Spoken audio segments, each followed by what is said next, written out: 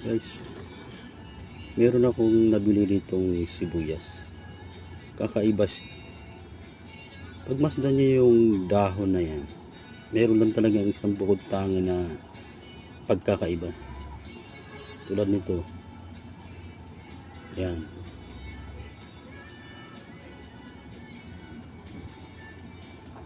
Matigas yung isa. Ayan, tunay po yan.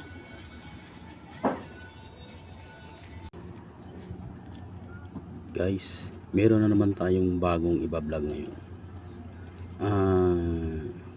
Meron ako nabiling, ayan mga idol, meron na naman tayong ipapakita sa inyo. May nabili po akong sibuyas. Malaki po yung pagkakaiba niya sa mga kulay. Yan yung mga dahon na yan. Pagmasdan yung mga idol. Yan, digit po yan.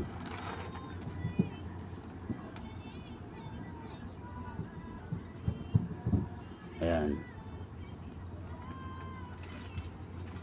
May pagkakaiba sa mga kulay niya.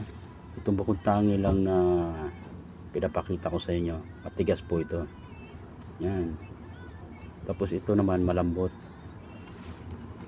Di ba? Pagmasdan niya mga idol. Yan. Parang dahon siya ng aloe vera. Yan. Ito po yan, sibuyas po yan. Hindi po yan